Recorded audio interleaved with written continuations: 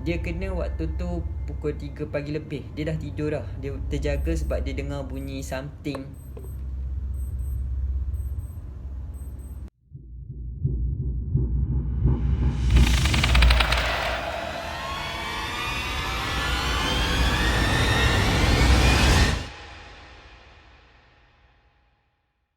Hi guys, Assalamualaikum and welcome back to my channel.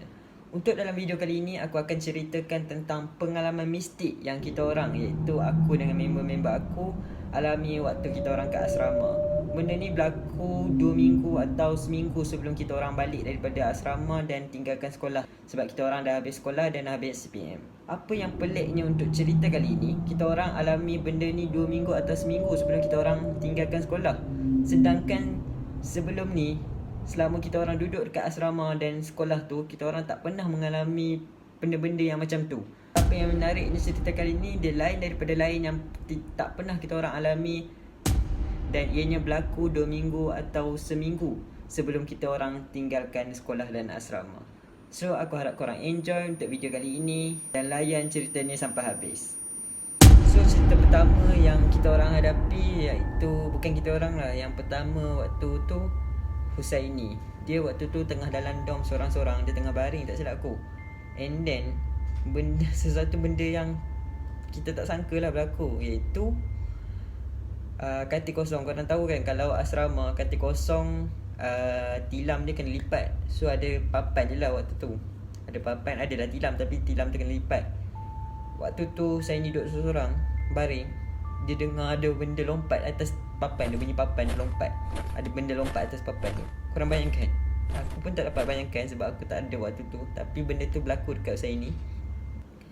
Apa yang dia buat waktu tu, dia just ignore. Dia macam tak buat macam tak ada apa. Tapi bila dibiar lama-lama, makin kuat bunyi tu, makin bising. So apa yang Husaini ni buat, dia bangun. Sebab dia nak keluar, sebab dia marah. Dia macam rimas lah bunyi tu kan. So bila dia bangun, benda tu tiba-tiba senyap. Dia senyap tiba-tiba. So untuk mengelakkan benda yang tidak diingini berlaku, Husaini pun keluar daripada dom tu, pergi tempat lain. Itu cerita yang pertama lah. Cerita yang kedua lebih kurang sama, dekat dom lain tapi bersebelahan, berdekatan. Yang kenanya ialah Udin, Izzuddin. Macam korang tahu, kalau korang tengok video-video sebelum ni, Udin pernah muncul dalam video aku. Dia lah yang kena.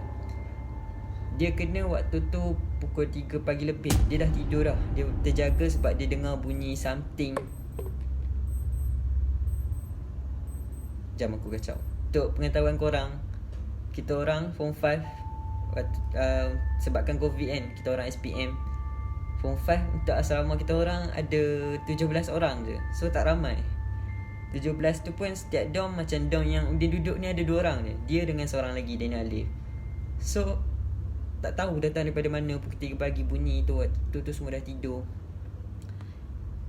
So sebabkan benda tu lah dia terjaga. Lepas je dia terjaga sebabkan bunyi kuat tu, tak lama lepas tu dia tak tidur lagi.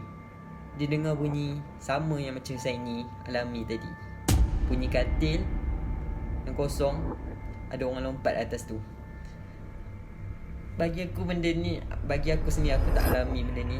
Tapi aku rasa mistik lah. Aku tak boleh cakap berhantu sebab aku pun tak tahu benda tu kan. Bagi aku mistik lah sebab siapa je nak lompat kan pukul 3 pagi. And then benda tu dia dengar sebelah dia. Tapi Udin tak tahu nak buat apa. Dan dia cuba untuk tidur and buat tak tahu.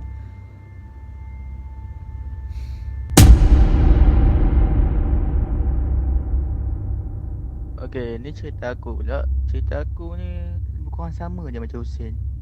Sebab aku kena lepas Husin. Nampak hantu tu pandai. Okay, malam tu lebih kurang pukul 12 aku main game lah. Lepas tu pukul 1 ada member aku main dom sebab nak charge phone kan. Sebab dom aku banyak extension kan. So time tu pukul 1, so maknanya tu dah lambat tu aku nak tidur. So pukul 1 pun aku tidur. Lepas tu pukul 3 aku terjaga. Sebab aku dengar bunyi. Bunyi tu saya cakap memang bunyi orang lompat atas katil kat sebelah aku. Katil sebelah aku berlipat sebab dorm aku 2 orang je. So katil yang berlipat tu orang melompat dah tu. Dia bunyi tu kan.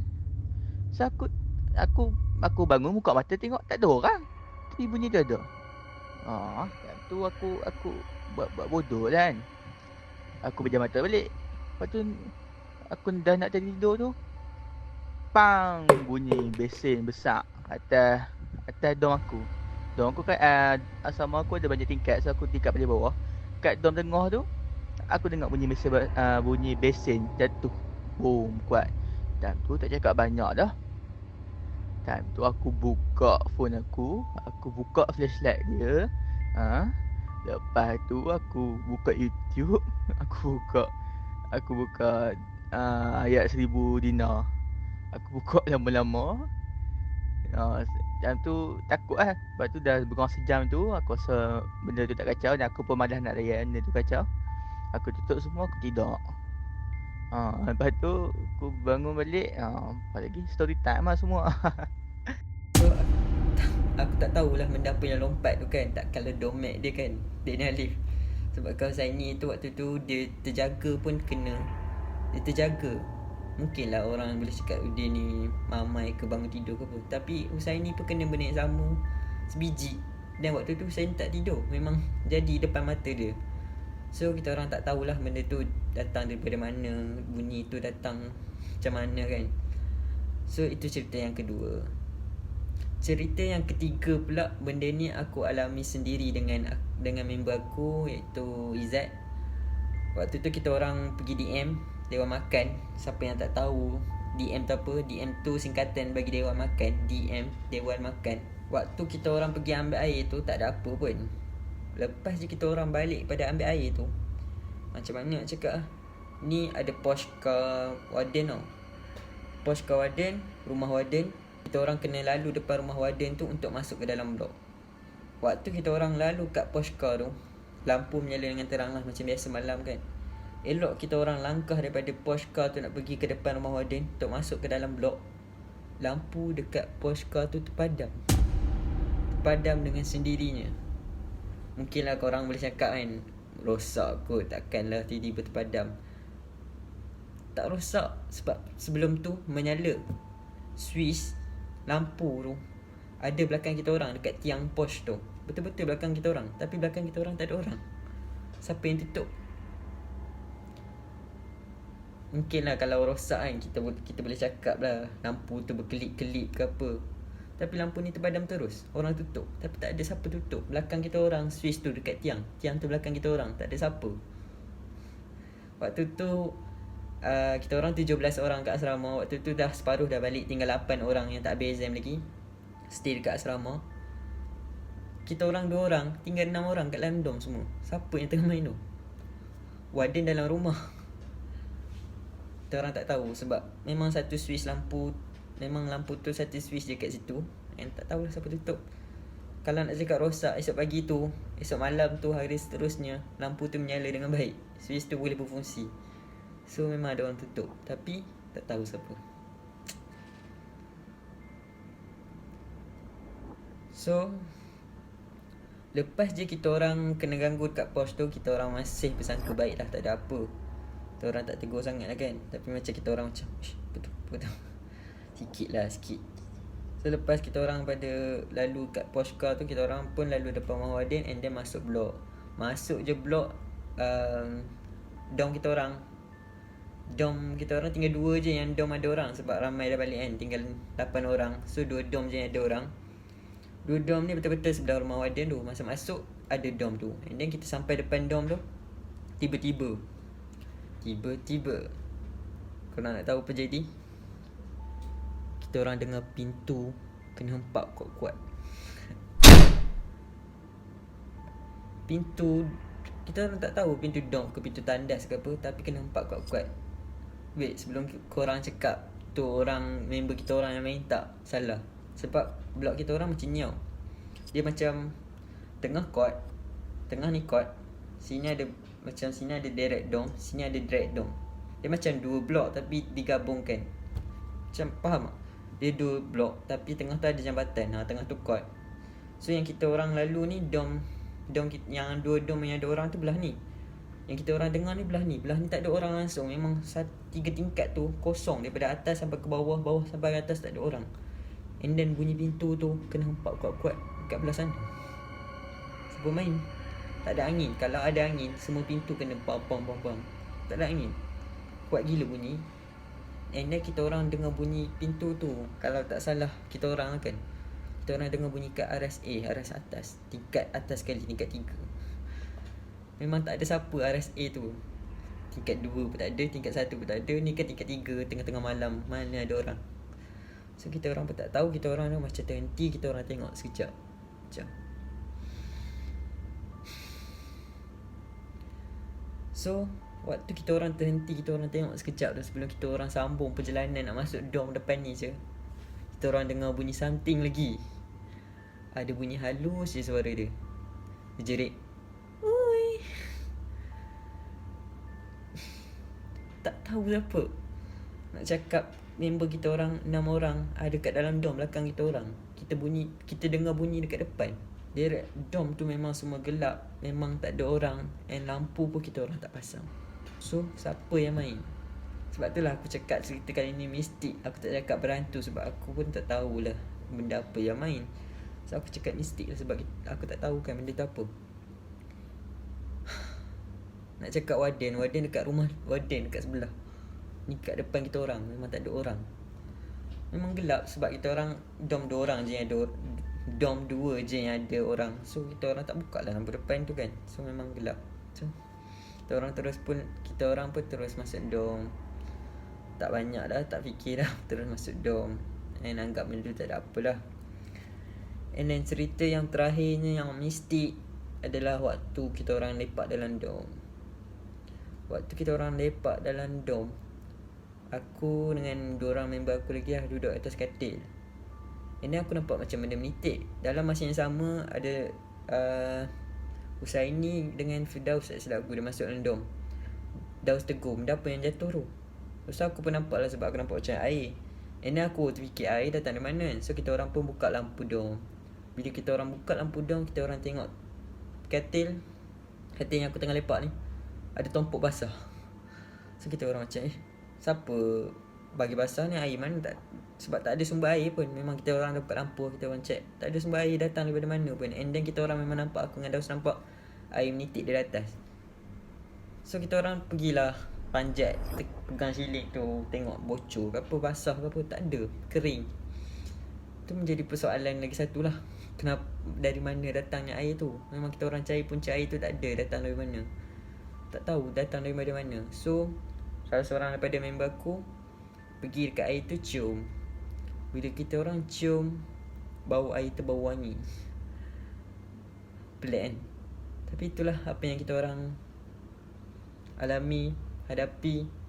Benda tu wangi. Kita orang tak tahu air tu air apa, datang daripada mana. Korang rasa? Komen kat bawah.